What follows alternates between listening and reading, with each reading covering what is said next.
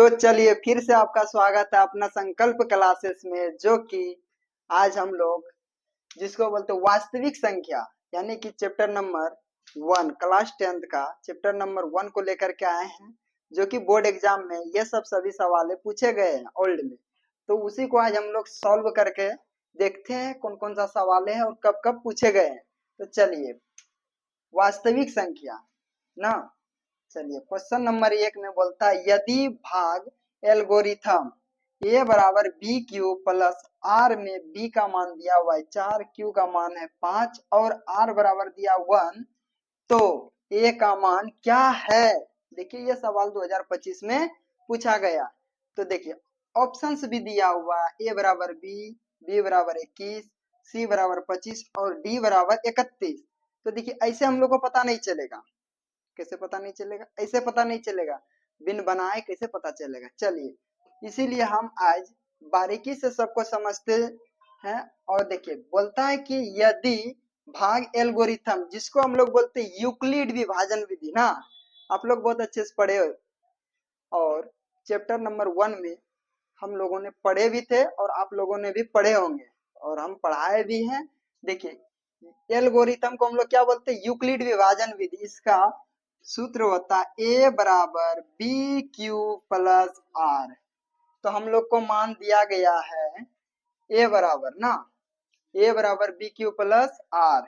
तो देखिए क्या बोल रहा है, हमको ए का मान ज्ञात करना है। तो ए बराबर बी का वैल्यू देखते कितना दिया हुआ है, बी का वैल्यू दिया हुआ है 4। तो चलिए 4 और बचा क्या, क्यू, क्यू का वैल्यू कितना दिया हुआ है, इसके बीच में कुछ नहीं तो 1 गुना रहता है।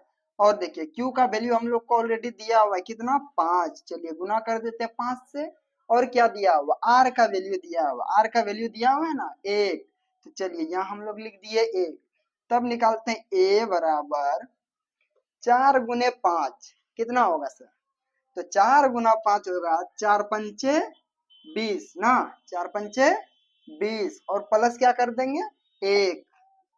20 और 1 को जोड़ेंगे तब हम लोग का मान आ जाएगा ए बराबर 21। तो देखिए कहाँ पे 21 है सर, ये बी नंबर में 21। देखिए यानी कि क्वेश्चन नंबर 1 का ऑप्शन बी को देखिए ध्यान से, 21 दिया हुआ है। अब फिर हम लोग दूसरा क्वेश्चन को सॉल्व करते हैं। क्या बोलता है, आपकी बार 480 पार, इसलिए आप लोग वीडियो के अंतिम तक बने रहो ना, तब 480 पार होगा। ऐसे थोड़ी ना एक तो देख लिए हिसाब, तो सर स्पीड में आप नहीं पढ़ा रहे, जल्दी जल्दी पढ़ा करके खत्म करिए ना। स्पीड में पढ़ने का, जल्दी का काम किसका होता है पता है ना, शैतान का काम होता है, इसलिए स्थिर से करो, इंसान है ना हम लोग। चलिए दूसरा क्वेश्चन को सॉल्व करते, बोलता है यदि भाग एल्गोरिथम ए बराबर बी क्यू प्लस आर में ए बराबर दिया 72, क्यू बराबर 8 और आर बराबर 0 है, तो बी का मान क्या है। देखिए उसी तरह सवाल है, लेकिन पहले सवाल में क्या पूछ रहा था, ए का मान, और इसमें क्या पूछ रहा है, बी का मान ना। देखिए इसको भी हम लोग सॉल्व कर करके देखते हैं। और ये भी सवाल देखिए भैया 2023 में पूछे गए हैं, इसलिए सभी को बना करके हम लोग सॉल्व करते हैं, तब पता चलेगा कैसे किसका कौन सा ऑप्शन सही होगा ना। चलिए देखते हैं, ए बराबर बी क्यू प्लस आर। अब सबका मान खुजते बारीकी से। ए बराबर कितना दिया भैया, ए बराबर दिया हुआ 72 और क्यू बराबर दिया हुआ 8 और आर बराबर कितना दिया हुआ है 0। तो बी बराबर क्या दिया हुआ है, बी बराबर 8, यानी बी का मान निकालना है। तो ये निकालते हैं हम लोग बी का मान। तो ए बराबर कितना है 72 और बराबर बी, क्यू बराबर कितना है, क्यू बराबर दिया हुआ है, यानी बी को निकालना है तो क्यू इंटू क्यू कर दो, 8 है क्यू का वैल्यू। और आर का वैल्यू देखते कितना, आर का वैल्यू 0। तो चलो अब इसको हम लोग सॉल्व करते हैं, यानी कि 72 बराबर बी, ये गुना है, गुना में जब इधर गुना में है तो इधर आकर के क्या हो जाएंगे भाग, ये ना। तो चलो भाग दे देते इसको और इसको प्लस 0, ये ना, 0 प्लस बी को करेंगे तो क्या होगा, बी होगा। यानी कि 8 को कितना बार पढ़ेंगे जो 72 आ जाएगा, अट्री कितना बार में, 8 9 72, देखते हैं ना, 8×9 = 72, यानी कि b बराबर हम लोग का मान निकल करके आ गया क्या, 9, या दे करके लिख सकते हैं हम लोग, या ऐसे लिखो, b बराबर कितना, 9।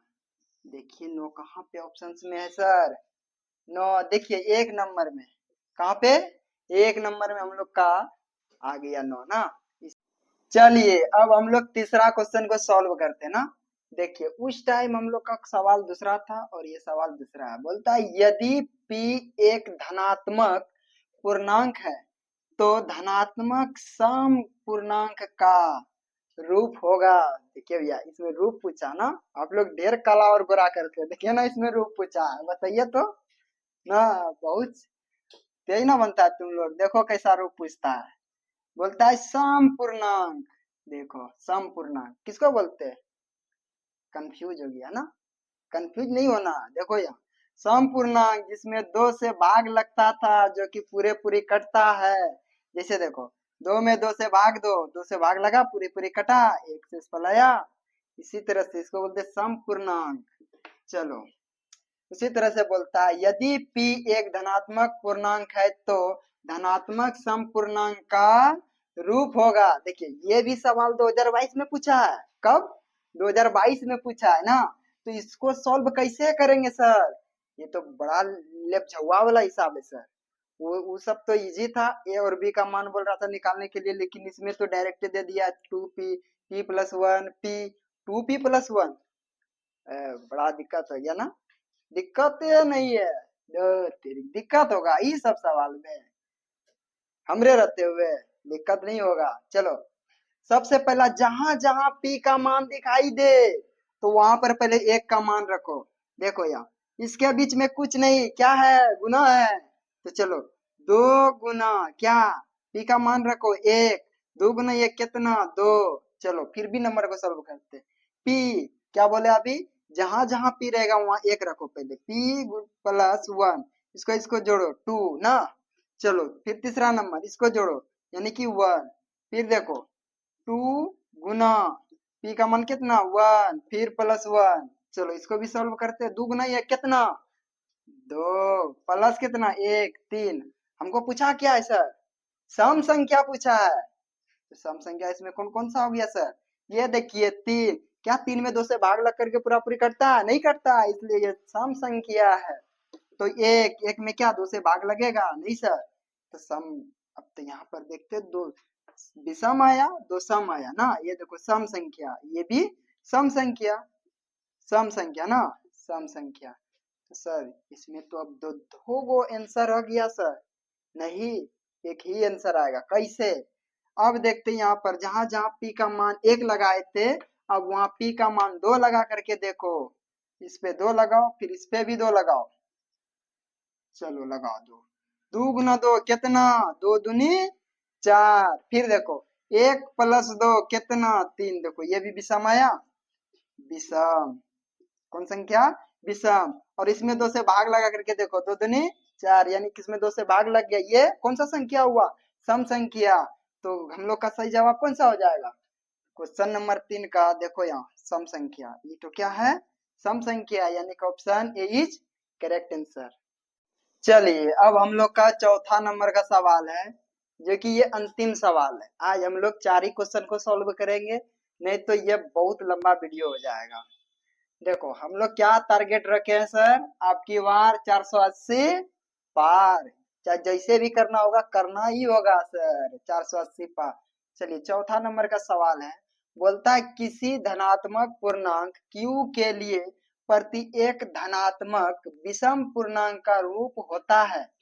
उस टाइम सम रूप पूछा था ना, अब की बार क्या पूछ रहा है, विषम रूप, जिसमें